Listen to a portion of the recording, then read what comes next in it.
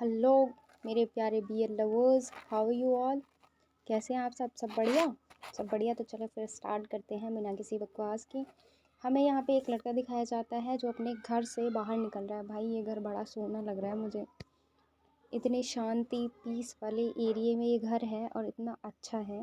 ये यहाँ से निकलता है अपनी साइकिल लेके और ये नज़ारा एकदम हरियाली वाला। यहाँ से अपनी साइकिल लेते हुए बस शांति के साथ चलता जा रहा है, चलता जा रहा है, चलता जा रहा है। किसी चीज़ की तलाश में है शायद ये। और जाते हुए फिर हमें दिखाई देता है कि ये एक जगह जाता है और वहाँ पे कुछ फ़ोटोज़ क्लिक करता है। इन फ़ोटोज़ को क्लिक करने के बाद, इधर उधर देखने के बाद, हमारा ये हीरो फिर से अपनी साइकिल लेकर दूसरी जगह चला जाता है। और वहाँ पे हमें एक लड़की दिखाई जाती है जो स्टेयर्स पे चढ़ रही है और उस लड़की का नाम हमें मीशो बताया जाता है। ये कहता है कि मीशो के कदम भारी लग रहे हैं। वो ऐसे चल रही है जैसे उसका जो मंजिल है वो ख़त्म हो चुकी है और उसके कदम बहुत भारी लग रहे हैं, ऐसे जैसे वो अपनी होप खो चुकी है। फिर हमारा ये हीरो अपने लैपटॉप पे टाइप कर रहा होता है कि मीशो ऐसे चल रही थी और तब तक चलती रही जब तक कि उसके पीछे एक आदमी के कदम आके ना रुक गए हों। होजुन बड़ी सी स्माइल के साथ मीशो के सामने आके खड़ा हो जाता है और होजुन मीशो होजुन के लिए ऐसी है। यहाँ आके इसकी स्टोरी अटक जाती है। तो फिर इसके पास आता है सोजून का कॉल। एक नाम दिखाया जाता है फ़ोन पे, लेकिन हमारा ये हीरो उस कॉल को नहीं उठाता और कट करके साइड में रख देता है। फिर हमें दिखाया जाता है कि गेट का लॉक खोल के एक लड़का अंदर आ रहा होता है। यही है होजुन जिसका भी कॉल आ रहा था और ये कहता है कि तुमने मेरा फ़ोन क्यों नहीं उठाया, मैंने तुम्हें अभी फ़ोन किया था। फिर हमारा हीरो अपनी गर्दन कंधे दबा रहा होता है तो होजुन जाके इसकी मसाज करने लगता है। फिर ये अचानक पीछे मुड़ता है और होजुन से कहता है कि क्यों ना हम ब्रेक ले लें। तो हमारा होजुन शॉक हो जाता है। फिर कहता है ठीक है, मैं कंपनी से बात करता हूँ ब्रेक के लिए। फिर इसके बाद हमें तीसरा कैरेक्टर दिखाया जाता है जिसके पास एक CEO का फ़ोन आता है और उस फ़ोन के आने के बाद हमारा दूसरा हीरो तैयार होके एक कंपनी में चला जाता है और नीचे से कहता रहता है कि मेरे लिए भी एक कप चाय बना देना, और ऑफिस में जाके बैठ जाता है। एक स्क्रिप्ट को उठाते हुए ये कहता है कि ज़रूर ये कहीं अटक रहा होगा, इसलिए इसने मुझे फ़ोन किया है। तो मैं बता दूँ, ये जो दूसरा हीरो है हमारा, ये है डायरेक्टर। ठीक है। फिर इस कंपनी के CEO आ जाते हैं और वो उससे कहते हैं कि इस मूवी को तुम्हें डायरेक्ट करना है, लेकिन हमारा हीरो इसे मना कर देता है क्योंकि क्योंकि हमारे डायरेक्टर को ये मूवी पसंद नहीं आती है। और वो उससे बोलता है तुम्हें पता है ये कैसी मूवी है, एरेटिक मूवी। तुम्हें पता नहीं है मैं कौन हूँ, मैं हूँ हा येन वो। तो फिर इसके बाद हमारा डायरेक्टर से बोलता है कि मैं इसे नहीं बनाऊँगा, मैं एक दूसरी अच्छी मूवी की तलाश करता हूँ। तो हमारे CEO साहब इनसे बोलते हैं तो ढूंढो फिर अच्छी स्टोरी। फिर ये किसी के साथ हमारा डायरेक्टर उठ के चला जाता है। तो आगे से हम हमारे डायरेक्टर को क्या बोलेंगे, येन वो बोलेंगे। उठ के चला जाता है और फिर हमारे CEO कहते हैं कि येन वो प्लीज़ मूवी एक्सपेंसिव मत, स्टोरी जो है एक्सपेंसिव मत वो करना। जैसे वो स्टेज से उतर के जा रहा होता है तो जो लड़की अभी उसके लिए चाय लेके गई थी वो अपनी फ्रेंड को लेकर गॉसिप कर रही होती है कि तुम्हें पता है जब इसने पहली मूवी बनाई थी तो वो बहुत हिट गई थी, लेकिन जो इसकी लास्ट 2 मूवीज़ हैं वो बहुत बुरी तरह से फ्लॉप गई थी। और हमारे येनवू ये सुन के उदास हो जाता है।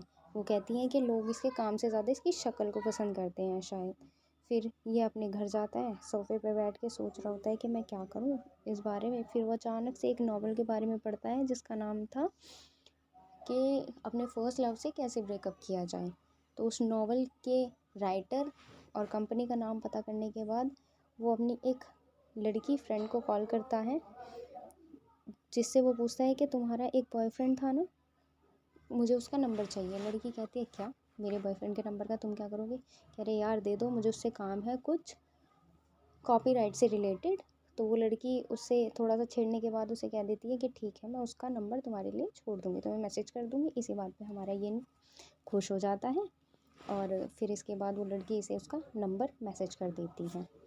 फिर कहानी फिर से हमारे फर्स्ट हीरो की साइड शिफ्ट हो जाती है। उसी के घर में उसका जो मैनेजर है चाय लेके उसके लिए आता है और उससे कहता है क्या हम ब्रेक पे नहीं हैं, आपके माइंड में क्या चल रहा है। तो वो कुछ नहीं कहता। फिर वो उससे पूछता है कि आप डिनर में क्या लेना पसंद करेंगे। तो हमारा हीरो कहता है इसका नाम मैं आपको बता दूं कि इसका नाम है सॉन्ग। तो सॉन्ग कहता है कि कुछ भी, सोजुन से कुछ भी। तो सोजुन कहता है कुछ भी। मैं आपसे ये कहूँ तो फिर आप मना कर देंगे, क्या हम वहाँ चलें, वहाँ एक रेस्टोरेंट है, उसका खाना काफ़ी अच्छा है। तो सॉन्ग फिर से मना कर देता है कि हम वहाँ नहीं जाएंगे, यहीं पे कुछ बना लो तुम। ठीक है।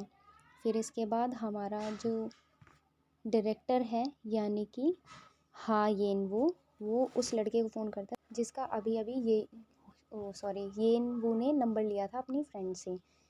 उसे फ़ोन करने के बाद येन वो कहता है कि और हेलो, क्या हाल चाल है, काफ़ी दिनों बाद बात हुई, मुझे तुमसे एक काम था, तुम्हारी कंपनी में एक राइटर है सॉन्ग नाम का, और मुझे उससे बात करनी है, मेरी उसके साथ मीटिंग फिक्स करा दो। तो हमारा जो लड़का है वो दूसरा वो मना कर देता है कि ये तो काम मुश्किल है, क्योंकि सॉन्ग को किसी से मिलना पसंद नहीं है, तो ऐसा हो नहीं पाएगा। तो फिर वो कहता है कि भाई करा दो। तो इसलिए वो लड़का सॉन्ग जुन को, जो हमारे सॉन्ग का मैनेजर है, उसे कॉल करता है कि मैंने एक मीटिंग फ़िक्स करी है। तो सॉन्ग जुन कहता है कि सर आप ऐसा कैसे कर सकते हैं, मिस्टर सॉन्ग को किसी से मिलना पसंद नहीं है, आपको पता तो है। लेकिन फिर भी वो कहता है कि मैंने मीटिंग फ़िक्स कर दी। अब सॉन्ग को जैसे पता चलता है तो वो सॉन्ग जुन पे चलान स्टार्ट कर देता है कि तुम्हें वही काम क्यों करने होते हैं जो मुझे पसंद नहीं होते, तुम्हें पता है ना मुझे किसी से मिलना पसंद नहीं है, लेकिन फिर भी तुमने मीटिंग फ़िक्स करा दी। तो हमारा मैनेजर कहता है सॉन्ग से कि सर आई एम सॉरी। फिर वो कहता है कि तुम चले जाओ वापस से ऑन। तो वो मैनेजर कहता है कि सर क्यों। सॉन्ग कहता है क्योंकि मैंने कहा है तुम चले जाओ, इसलिए तुम चले जाओ। फिर मैनेजर खड़ा होकर कहता है ओके सर, सॉरी सर, और यहाँ से जाने के लिए तैयार हो जाता है। फिर सीन शिफ्ट हो जाता है हमारे येनवू मतलब डायरेक्टर के पास। शिफ्ट होने के बाद वो टीवी देखते हुए खाते हुए बस कंपनी के मालिक को मैसेज कर रहा होता है कि तुमने उससे मेरी मीटिंग फ़िक्स कराई या नहीं कराई है, तुमने मुझे जवाब नहीं दिया है। बाहर से आते हुए भी यही मैसेज करता है कि तुम्हारी बात हो जाए तो मुझे बता देना, मेरी मीटिंग फ़िक्स हो जाए तो बता देना। फिर जैसे ही वो नहा के बाहर निकल रहा होता है तो उसके फ़ोन पे कॉल आ रहा होता है, और कॉल किसका आ रहा होता है, सॉन्ग के बॉस का। तो जैसे ही वो फ़ोन उठाता है तो उससे कहता है जोंगयुन, तुमने पता करा। तो उधर से जोंगयुन नहीं बोलता बल्कि उसकी गर्लफ्रेंड बोलती है कि तुम कौन हो, क्या तुम एक स्टॉकर हो, तुम क्यों मेरे बेबी को परेशान कर रही हो। तो हमारा येनवू शॉक में बेबी। फिर इतने में जोंगयुन फ़ोन ले लेता है और फिर वो बताता है कि मैंने उससे बात करी थी लेकिन उसने मना कर दिया कि वो मीटिंग नहीं करेगा तुमसे। फिर कॉल उसकी गर्लफ्रेंड वापस छीन लेती है और ये कह के काट देती है कि हो गई बात, ठीक है। फिर हमारे येनवू के पास एक मैसेज आता है जो कि जोंगयुन ने करा था कि मैंने अभी ये मैसेज इससे छिप के गया है अपनी गर्लफ्रेंड से। लेकिन ये क्या हुआ, उस एड्रेस को देख के हमारे येनवू को कुछ पास्ट की बातें याद आने लगी। मतलब कि सॉन्ग और येनवू आपस में पहले से एक दूसरे को जानते थे। ये लोग बातें कर रहे हैं कि क्या मुझे अपना नंबर चेंज कर देना चाहिए। तो वो कहता है क्या तुम सच्ची में इस नंबर को चेंज कर दोगे। फिर हमारा सॉन्ग कहता है शायद। फिर येनवो से सजेशन देता है क्यों ना हम एक दूसरे के बर्थ डेट्स को एक दूसरे के मोबाइल नंबर में चेंज कर लें, इससे हम अपने फ़ोन नंबर भी नहीं भूलेंगे। फिर सीन शिफ्ट हो जाता है हमारा वापस से सॉन्ग के घर पे, क्योंकि मैनेजर जा रहा होता है सियोल। लेकिन मैनेजर जाते जाते भी भाई साहब जाने को नाम नहीं ले रहा। वो खिड़की से निकल के कह रहा है सर मैंने वॉशिंग मशीन में कपड़े डाल दिए, वहाँ चले जाना। लेकिन सॉन्ग कहता है ठीक है दफ़ा हो जाओ यहाँ से, चले जाओ तुम। फिर वो चला जाता है। फिर हमारा येनवू अंधेरे में कार से ड्राइव करके आ रहा होता है सॉन्ग के घर पे। जैसे ही वो आता है तो वो देखता है कि लाइट जली हुई है बस बाहर की, अंदर से सब बंद है, तो उसे कोई दिखाई नहीं देता। इस वजह से वो बाहर निकल के देखता है। जब उसे कोई नहीं दिखाई देता तो फिर वो सोचता है कि मैं कार में ही वापस जाके सो जाता हूँ। तो वो वापस जाके कार में सो जाता है। फिर उसके बाद उसकी आँख सीधा खुलती है सुबह के सूरज की किरणें जब उसके मुँह पे पड़ती हैं तब। फिर वो जाके बेल बजाता है और हमारा सॉन्ग जैसे दरवाज़ा खोलता है वो येनवू को देख के शॉक, और अचानक से उसके मुंह पे दरवाज़ा बंद। और हमारा येनवू सोचता है ये क्या। फिर गेट खुलता है, फिर वो कहता है हाय मैं हाँ येनवू। फिर वो कहता है मुझे पता है। तो फिर हमारा येनवू कहता है कि चलो इस बार मैं और तुम साथ करते हैं। तो भाई साहब हमारे सॉन्ग के हाथ में था नमक का कटोरा, और वो सारा नमक उसके सर पे उड़ेल देता है और कटोरा भी उसके सर पे ही दे के मारता है ब्लास्ट। फिर गेट बंद कर लेता है। फिर कहता है अरे ये तो बड़ा कठिन हो था। एंड सॉन्ग कहता है ये पावर। तो इसी के साथ हमारा एपिसोड हो जाता है समाप्त। आपको अगर मेरा एपिसोड पसंद आया तो प्लीज़ मेरे चैनल को लाइक सब्सक्राइब एंड आगे की वीडियोस के लिए प्लीज़ बेल आइकन को दबा दें। धन्यवाद। Tata bye bye see you. फिर मिलेंगे अगले एपिसोड की हिंदी ट्रांसलेशन के साथ।